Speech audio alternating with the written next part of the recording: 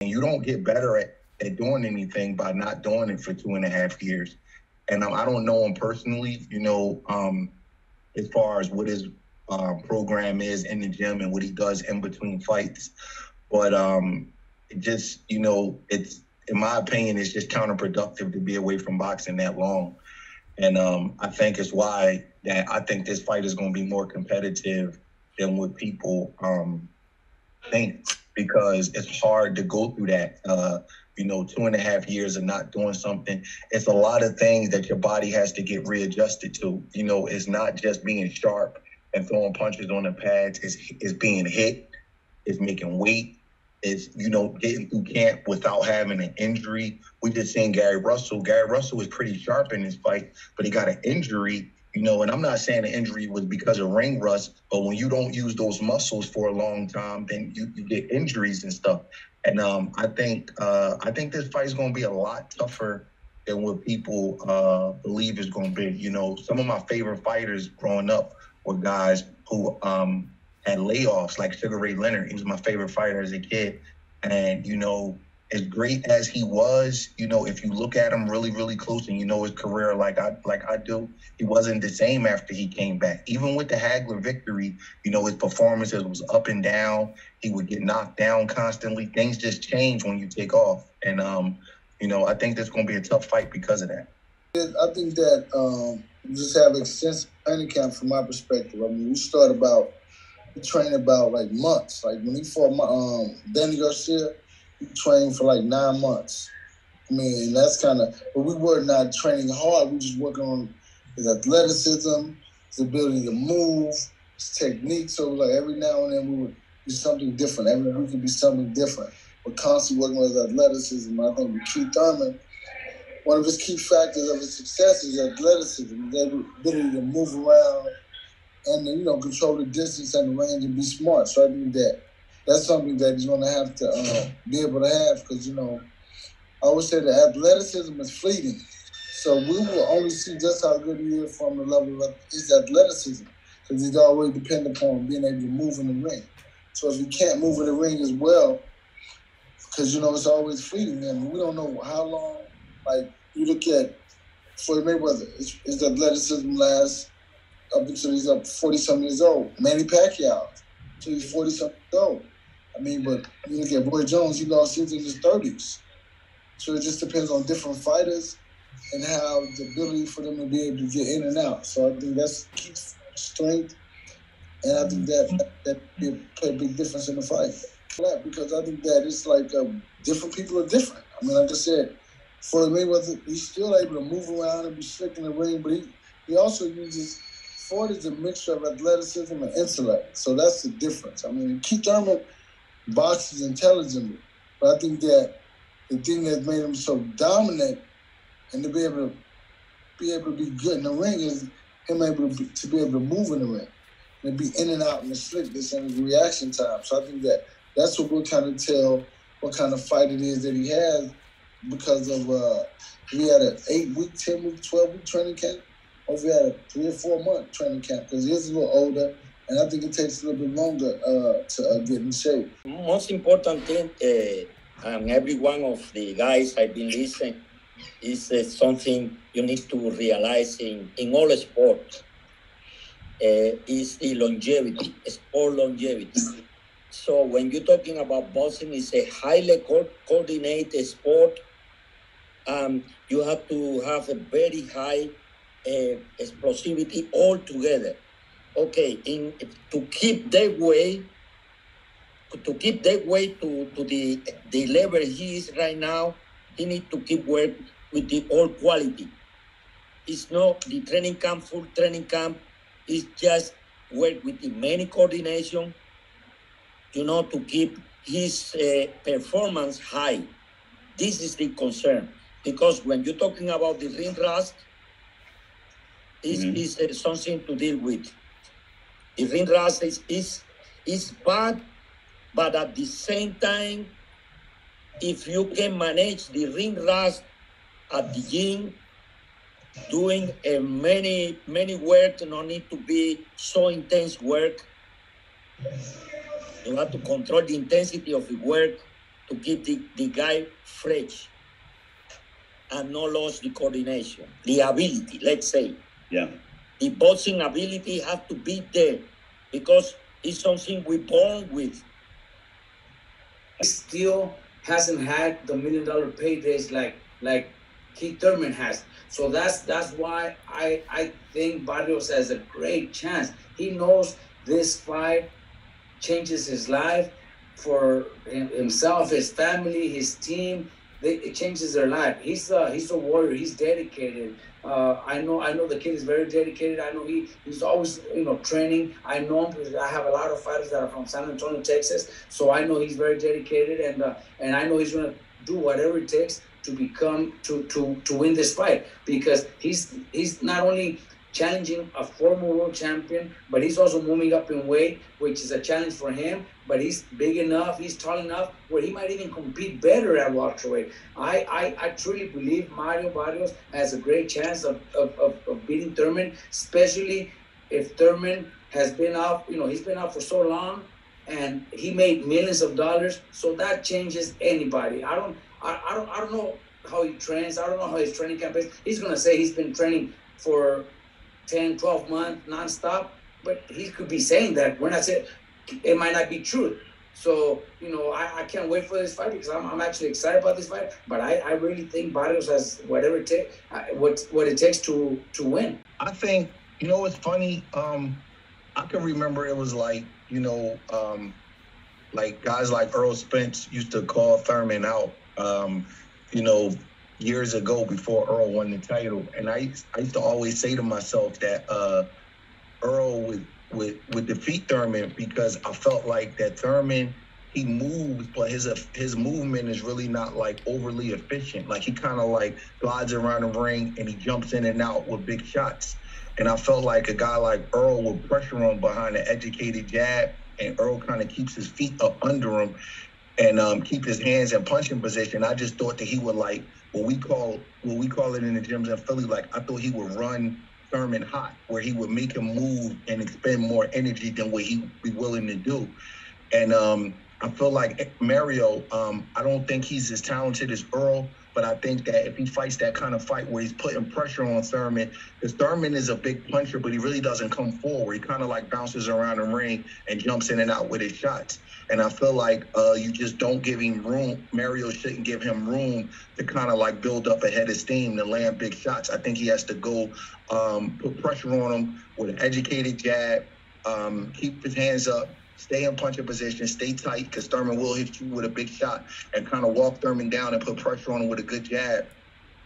Don't overpunch because you don't want to get clipped with nothing because he's fighting a bigger guy. But I think you got to kind of step to Keith Thurman. Even though he's a big puncher, I don't think you want to give him room, because if you give him room, you kind of give him a chance to like load up and build up a head of steam with his punches. So I think he got to put smart, educated pressure behind a good jab. And I actually think Mario is going to win the fight. Believe it or not, I know it's a big upset, but I think he has what it takes to win the fight. I'm gonna piggyback on basically what Bradman said. I think it's more about pressure, but I'm not gonna say Barrios is gonna win. I just want to see a good fight, so I'm not calling the winner. But I'm saying is that I believe that Barrios has to be aggressive. He has to not. The key element to success for him is not to let Keith Thurman be himself, because Keith Thurman is great if you let him be great. But if you do anything to interrupt who he is and the type of fight he wants to fight, I think that's where you really have an advantage. I think he has to come out there and be aggressive and not necessarily let Keith be Keith, because if you let him be Keith, he's going to be phenomenal. He's going to box him all day long, I believe. They have a point, when it comes to, being aggressive. But, being aggressive doesn't, necessarily mean you're going to have to rush into a fight, because you're going to get caught. Thurman hits very hard, is very powerful, has great reflex also. So you got to be careful. You got to do it smart way. I don't know what the game plan is, but that would be my suggestion is, to be aggressive, but do it in the smart way. Don't rush into throwing punches. Don't reach into punches. obviously work on, be very careful with your hands up, walking into punches. But that's what Barrios needs to do. And I personally, I know Derek doesn't want to pick a winner, but I pick Barrios. I think Barrios has the to pull it off. Opinion is I totally agree with Stephen and Robert, and my best regard for both of them. One thing I like to make sure, if Barrios can keep well educated with the front hand, is the key. Well educated. You can, aggression is a smart way to be aggression. Because you have one guy, one punch KO. So this thing means if you have a good front hand, let's say the jab, always make variation, always mix it up and be smart. But one thing, he have a front footer, he have to be a front footer with the always keep the pressure, but a smart way. Totally with the guys, Robert and Steve, what they say. Basically, man, in football, you got to have a short memory. Like a cornerback, if he gets burnt, we got to have a short memory. And, when Julian got clipped by Charlo with that big shot, I just kind of compartmentalized it. And I said, man, listen, that was a great shot. I felt as though I took a positive out of it. I was like, man, you was fighting your ass off. I thought you fought a great fight. You was hitting him with some great shots. And you got to give a guy credit. Anybody would have went on that kind of shot. You get hit with a shot like that. So we compartmentalized it. We went back to the gym, and I let him spar with no headgear on the first time he sparred. And I just wanted to let him know that, I had confidence in him. And then, believe it or not, I sent him to camp with Triple G. It was 2017 at the time. I think Triple G was getting ready for Canelo. And I seen Abel Sanchez at a fight, and I was like, man, I got a kid that could come to camp with you, and I wanted him to be in there with a big puncher, and I wanted him, to get his mojo and get his confidence back, and I sent him out there, and I flew out there. I flew out to Big Bear to watch him work, and, he held his own. It was great sparring, and I said, man, see, anybody could get clipped, and it's about compartmentalizing it, giving the guy confidence. It's about letting him know that he's not alone. I told him some of the best fighters in the history of boxing got clipped. Tommy Hearns was clipped. Roberto Duran was clipped. It can happen to anybody, and you got to watch them, obviously, because, getting knocked out is not a good thing, but it's not the end of the world either. And, eventually, he got his confidence back. It probably took a couple of fights, but I seen little things in him, and, once I saw he had his confidence back and was ready to roll, obviously Mario Barrios was just clipped in his last fight, so it's not a rebuilding process. He's going right back in there. I think it depends on the type of person you are. Some guys are like happy-go-lucky guys where getting knocked out is it's not really a big deal to them. They don't really overthink it. Like a guy like Manny Pacquiao, he got hit by Marquez, and, he's all happy. And it's like Nonito Donaire is another guy who that stuff doesn't seem to bother. I don't know Mario personally. I kind of just know him in passing. So he seems like a happy-go-lucky guy that can kind of put that behind him. But even in a fight with Tank Davis, I think that people get too caught up on wins and losses. He was fighting his butt off in that fight. He was doing some real good stuff. He had Davis, really, really thinking. I mean, Floyd went to the corner and told him he was losing. So that was a really competitive fight. Mario made a mistake and he got caught. I think it's all how you compartmentalize it. You got to massage a fighter's ego, and you got to let him know that he's not alone. And you got to show him that you still got confidence in him. Because, getting knocked out is not the biggest deal in the world. It's only a big deal now because everybody on social media, they make it a big deal and they make fun of you and things like that. I tell fighters, stay away from social media, man. You got to be mentally strong, and you got to kind of massage their ego and build up their self-esteem to a point where they willing to go back in there and they not gun shy. Being gun shy and being knocked out is different than just being knocked out. One of my favorite fighters, Tommy Hearns, he get knocked out, didn't mean nothing to him. He go right in the next fight and try to knock your head off. Vander Holyfield was the same way. He got knocked out by Riddick Bowe. The next year, he was knocking Mike Tyson out. So I don't know how Mario is, but the number one thing you got to do is build up their self-esteem because a knockout is sort of embarrassing. So you want to build up their self-esteem and just let them know it happens to the best fighters in the history of boxing. It can happen to anybody. You know, anybody could get clipped. I don't care who you are.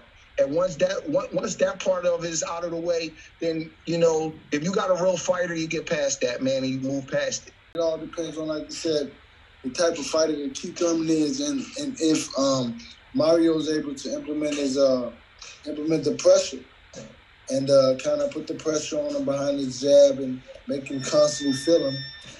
I don't know who will win the fight.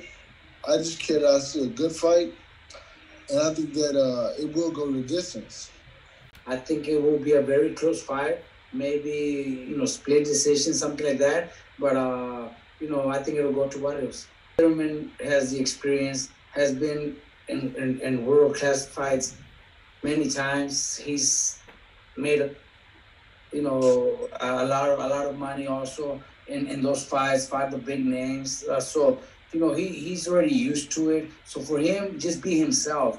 Don't get caught into Barrios' game plan. You know, don't fall into it. Just be yourself. Use your angles. He moves around very well. He's got great power, great counter punching also. So look for those punches. You know, fight smart and look for those punches. We'll look for Barrios to make those mistakes, because if somebody makes mistakes, I think it's gonna be Barrios. Maybe gets a little desperate. Maybe his experience might hurt him also. He doesn't have the same experience as Thurman has. So take advantage of those moments. Take advantage of those counter punches when Barrios makes mistakes. You know, that's what I would, you know, advise him. You know, he already is a great fighter, a former world champion, actually a great one. So, you know, just be himself. Don't fall into Barrios' game plan. I got you. I think that he might, but then at the same time, it's like he has a lot of things away. I mean, he has his inactivity. He has, you know, I think that's a little different. I think that at the same time, I think Mario Barrios, Keith has to be able to adjust to Mario Barrios' speed. Him being a smaller guy, normally smaller guys are always faster than bigger guys. So I think that the pressure may be on him. I think that we'll see. I mean, it's really up to him. But I think that every fight I always feel like they have something to prove. And I mean, and him being off for 2 years, he wants to shut everybody up from even mentioning it. So I think that'll be the difference in the tenacity of him. So we'll see. To me, I think for the Thurman experience, if he can control the tempo using his experience, he can get the win. But if he cannot control the tempo, and then he will get, you know, off at the end of the fight. The fight go the long. If he no control the tempo, he cannot make a statement, and then barely. It's key point there. Who control the tempo? Who dance in my own tempo? That's it for me. If Thurman has the pressure, I think he has a lot of pressure into winning this fight. He, you know, before the Pacquiao fight, the way he was talking and the way he was acting, he wasn't supposed to lose that fight. He wasn't, and he lost it, and he got dropped. And no, you know, he wasn't expecting that. I think Barrios has nothing to lose, everything to gain. I think the pressure is definitely 100% on Thurman. I agree with Robert. I think that there's a lot of pressure on Keith Thurman. Manny Pacquiao was an older fighter. Keith Thurman did not go into that fight. You know, he went in that fight thinking he was going to get Manny Pacquiao's name on his resume to build him to superstar status. And to lose to an older fighter like that and get knocked down and hurt, it's damaging to your ego. Now, I do think there is some pressure on Mario Barrios because he is coming off of a loss, and no young fighter wants to lose two fights in a row. So you kind of go to the back of the pile if you go to your new division and lose 2 fights in a row. But it's definitely more pressure on Keith Thurman. He's the big name. He's the ex-world champion. He wasn't supposed to lose to Manny Pacquiao. If he wins this fight, he has a huge pay-per-view against somebody somewhere. You know, it's a lot of pressure on Keith Thurman to win this fight. So I agree with Robert. Thank you so much for watching this video, and make sure to subscribe for more videos of your favorite fighters over here on Fight Up TV. And give us a follow online as well at Fight Up TV on Twitter and on Instagram. We appreciate it, guys.